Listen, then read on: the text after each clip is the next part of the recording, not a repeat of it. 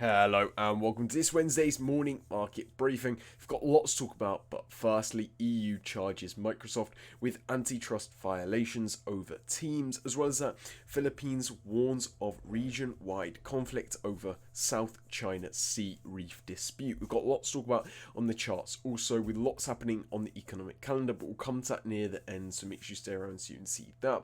Before we get straight into the throat, make sure you subscribe. The first article to talk about is to do with the EU and Microsoft. Now, the EU has now accused Microsoft of anti-competitive behavior following Microsoft bundling its Teams app with its Office suite. This marks the first of any such antitrust charges, which have been brought against Microsoft in more than a decade. Now, of course, this has kind of been a topic which we've covered recently somewhat, but definitely not one of those topics that we're talking about every day.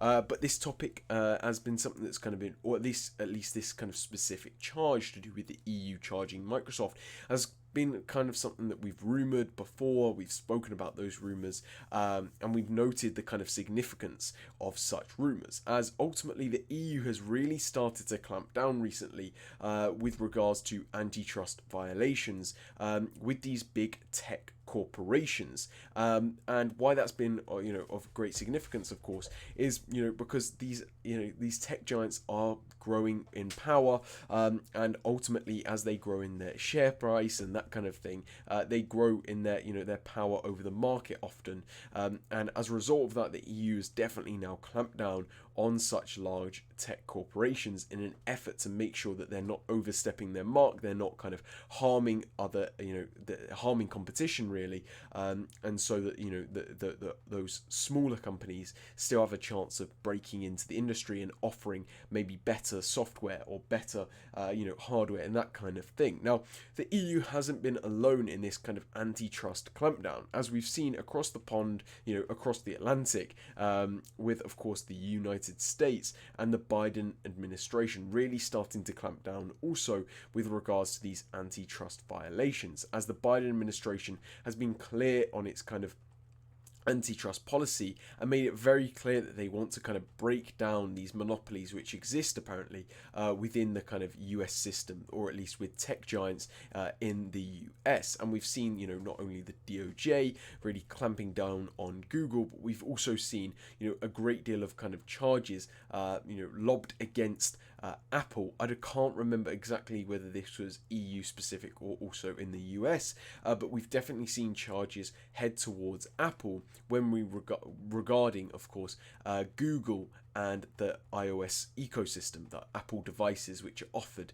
to users. So when users, of course, or customers buy an iPhone or other Mac products, the kind of accusation, the antitrust violation, which was which Apple was being accused of, was of course the integration of Google into those Apple devices, and as a result, kind of creating this unfair system in which basically users were push towards using Google rather than using other browsers which may be out there, and that's why Apple has really been targeted for such action. Another kind of area which the EU has targeted when regarding Apple in this case is of course their iOS ecosystem and its Apple Marketplace, or I believe not Google Play, but their alternative. Pardon me for forgetting at this moment, but ultimately, the iOS store, or whatever it is called, I forgot now, the App Store, that's all it's called, that's the one, has ultimately been accused of basically having antitrust violations, in the sense that it's basically not allowing for competition to enter the market when it comes to these marketplaces, and therefore forcing app developers that want to kind of enter the biggest market, or one of the biggest markets for distribution, that being the iPhone ecosystem and that kind of thing.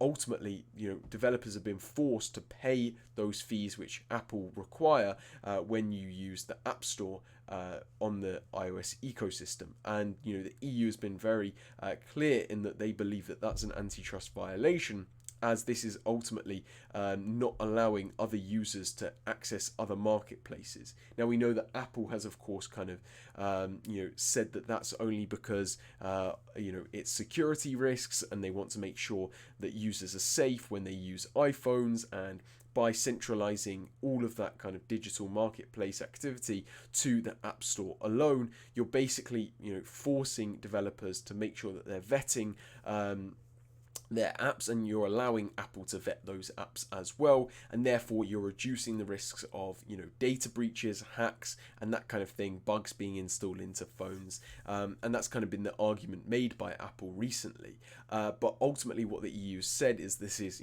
just an excuse to why you don't want other marketplaces entering the market for developers, and as a result you're engaging in this antitrust behavior, and that's why we're now seeing the fallout from that as Apple does try to respond to those charges and that kind of thing. But these charges, again, Microsoft, as we'll get into, are kind of the first made against Microsoft regarding the EU for quite some time, and that's why this is a very significant matter indeed, with the European Commission handing Microsoft with a charge sheet outlining concerns that Microsoft had given their video conferencing app Teams an undue advantage. This is extremely significant since these are the biggest charges that the EU has filed against Microsoft, excluding some merger control which began over 20 years ago. The new case against Microsoft comes just after Microsoft's battle with regulators over their acquisition of Activision Blizzard only last year. This also comes at a time where the tech giant is facing extreme scrutiny over their relationship with key AI startups such as OpenAI and its ChatGPT model. When rumors were mounting about the topic of these charges against Microsoft did preemptively issue concessions which were aimed at averting regulatory action. These concessions included widening plans to unbundle Teams from other software such as Office beyond Europe. EU officials, however, seemingly do not think that these moves have gone far enough to enable adequate competition in the market. The Microsoft president has so far responded by saying that they will work on new solutions. So it'll be interesting to see what solutions, of course, are now created by Microsoft in an effort to avoid these charges laid out by the EU. So definitely keep your eyes on this topic. Of course, it's going to be affecting the stock prices across the tech world, as many other companies will start to worry, or at least investors will start to worry, that such charges may also be lobbed against those other tech giants. So definitely keep your eyes on this one. Very important indeed. Next article to talk about, though, is to do with the Philippines and the risk of a region-wide conflict. Now, the Philippines ambassador to the US has now warned of a wider conflict with China concerning the contested reef in the South China Sea. This comes in a new warning to the world regarding a potential war across the Indo-Pacific region, which raises worrying thoughts of a potential nuclear war. Now, this is a topic now that we're revisiting after not kind of covering for quite some time. If you think maybe a few months back, we were actually covering this topic exactly, and we were covering a specific scenario in which Chinese vessels, Navy vessels, had basically stopped two Filipino vessels which were kind of en route to this destination, which we'll kind of talk about, which is the Second Thomas Shoal. Now, this piece of land within the South China Sea, or reef in the South China Sea, has kind of become this center point of conflict over the South China Sea dispute, and therefore we've seen kind of these repeated actions by the Chinese government and their forces against the Philippines especially, but we've also seen this similar action with other nations such as Vietnam in their own seas as well, as this has kind of been named, or at least tainted by certain leaders across the world as some very kind of imperialistic actions, and of course has worried many when regarding the potential nuclear conflict or war in general which could come of this kind of dispute. As we've seen wars break out from far smaller disputes before, And should this kind of expansionist policy continue to be implemented by China, we could definitely see, smaller conflicts start to break out, smaller skirmishes start to break out, like we're seeing elsewhere in the world, and therefore, we could definitely see an escalation into a more serious conflict, especially if we start to then bring in the topics relating to Taiwan and that kind of thing. And that's what I believe many officials are now kind of worried about, and that's what this article kind of does concern. As ultimately, whilst this is, a small area in which skirmishes are taking place at the moment, or kind of small conflicts are taking place, ultimately nothing has really exploded yet into a bigger conflict. Nothing yet has kind of boiled over into constant gunfights or missiles being fired at one another, and that's when kind of the alarm bells will really start to ring. And the reason why this is always so important, of course, is because this directly affects the stock market. Ultimately, these kind of topics to do with world tensions and the possibility of world wars and that kind of thing always affects the US stock market, especially because it adds that kind of volatility. It drives the VIX higher, and often we end up seeing US indices sell off just as a result of worries that a world war could break out or war could break out, and the costs on the US which may come from that. Add to that, of course, the effects that these kind of topics do have on the likes of gold and other safe haven assets, as these are usually bought during times of conflict, as we saw during Russia's invasion into Ukraine, or even times of instability such as the COVID lockdowns, as these are kind of hedges against the dollar, or hedges against the world basically. And that's why it's so important to, of course, keep your eyes on. That's all but we'll get into the rest of the article just about now, with the Chinese Coast Guard having violently blocked Philippine boats from carrying out resupply missions to Marines which are currently based at a maroon ship on the coral reef. The reef, known as the Second Thomas Shoal, has now become the most dangerous flashpoint in the Indo-Pacific region, with China now increasingly utilizing violent measures such as water cannons, ramming vessels, and even wielding weapons in order to disrupt the Philippines' efforts to resupply the Marines in the area. The US has repeatedly warned China of their actions, and many worry that this could escalate. So a very interesting topic there, and one which of course will be affecting world tensions most definitely, which are already at kind of multi-year highs, decade highs. So definitely keep your eyes on this topic. That's all to talk about on the articles though. Next to talk about, like always, is the charts, where quite a bit is happening, to be honest with you. Now, to begin with, like always, we are talking about the US 30, the Dow Jones, which has made some very interesting moves as we've, kicked off the week. Now, to begin off, on Monday, we of course saw this swing to the upside from this period of consolidation which price was sitting at, ending off last week. And we did note how either that could signal a extreme sell-off that was coming, or that could signal another swing to the upside, which could see price interacting with this higher area of liquidity and resistance once again, which we had noted out with previous price action back around the 13th of May and 22nd of May. So price did swing up into that area of price to begin off the week. But over the course of yesterday, it does seem like price has now sold off from that area of liquidity, like one would expect after, price interacts with a higher area of liquidity or resistance. And as a result of that, we have now seen price swing to the downside. We did, of course, draw out this kind of Fibonacci retracement tool ending off yesterday in a way to kind of note out the areas which price could retrace to before continuing higher, and that 38.20 has now been broken. Basically, price has pushed below that, and therefore it seems like price is ignoring it. That 50% Fibonacci retracement level was kind of the more important or significant level, which we of course did note to line up with that key liquidity zone, and therefore we noted that area as a kind of more explosive area which price could interact with and then swing higher from. Should price react to any of these Fibonacci retracement levels and continue higher, we could definitely be looking at price making its way all the way up to that minus 27.2% Fibonacci retracement level, Fibonacci extension level, which is very near, if not at, those all-time high levels for the US 30. So definitely keep your eyes on the Dow Jones as things do develop. Next to talk about though is dollar, which has made some very interesting moves regarding the Fibonacci retracement tool over yesterday. As we did start off the week with this sell-off to the downside after price was kind of sitting at these regional highs or recent highs to start off the week. So price did sell off, and then over the course of Tuesday, so yesterday, it does seem like price has reacted to those lower levels on the Fibonacci retracement tool, and has also interacted with this very key liquidity zone, which has previously acted as a key area of resistance. So price has now bounced off that key liquidity zone and is now in the process of swinging to the upside.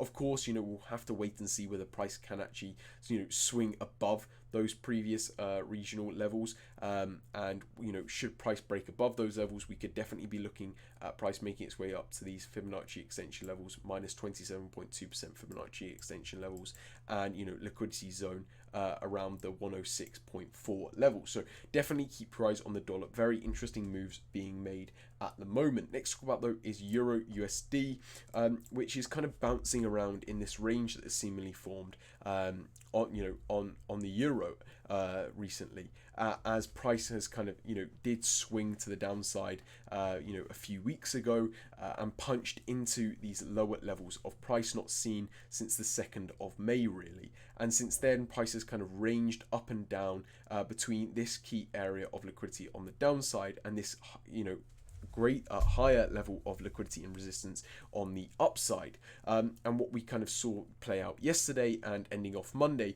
was we saw price swing to the upside over the course of Monday up to this higher area of liquidity after forming a double bottom. And then over the course of yesterday, we've now sold off from that area of liquidity with price moving to the downside. So it is kind of that question of, will price stay within this range? Will price keep bouncing around, or in fact will we see price swing to the upside, break above this range, and move back to those higher levels? Or definitely we could see price break below this range and move to that kind of Fibonacci extension level, which is very near to this key liquidity zone that we've previously noted. Next to talk about though is pound yen, where there's not too much to note apart from the fact that price is continuing this slow push to the upside, but as for the moment, price has somewhat stalled out. Price is somewhat kind of stalled at these all-time high levels around the 202.56 level. So very interesting moves being made on pound yen for the moment.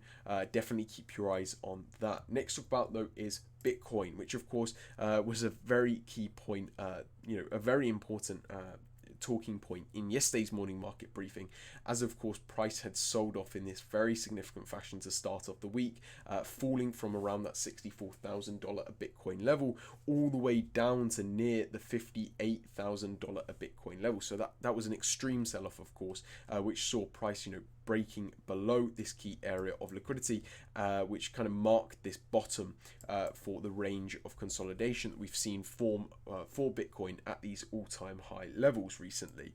So price did somewhat break below that, but now is once again above those levels and is still above that $60,000 a Bitcoin level, which does mark that key bottom of the market.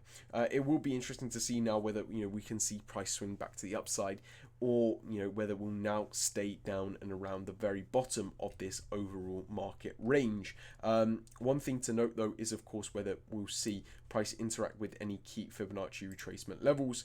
So definitely note those out and keep your eyes on it in case any moves are made, especially around that 6180, which lines up with that key previous area of liquidity that was made very recently.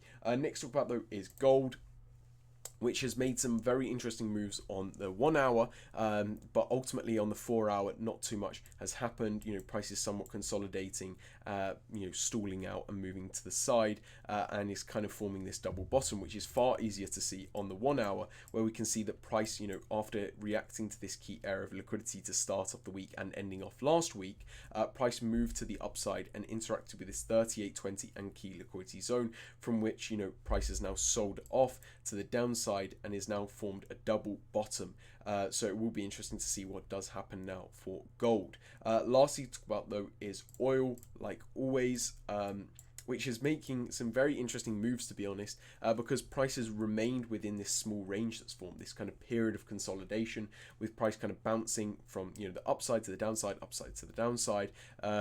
And currently we're on the bottom side of that. We're on this lower level of liquidity, which has previously been a key area of resistance, but now is acting as a key area of support. So definitely keep your eyes on oil, as tensions in the Middle East and even tensions with China are all affecting oil at the moment. So definitely keep your eyes on oil. But that's what we'll talk about on the charts. Lastly, to talk about, like always, is the economic calendar. We're receiving lots of very important data today, so we'll get through it as fast as we can. Firstly, we're receiving the Japanese retail sales figure, followed by the Chinese industrial profits figure, followed by that receiving the Italian business and consumer confidence figure, and followed by that the Eurozone consumer confidence figure, followed by that receiving the Eurozone's economic and industrial sentiment figure, as well as the Spanish business confidence figure. Followed by that, we're receiving the US durable goods orders figure, as well as the US GDP growth rate figure. So, two very interesting figures which are being released from the US today.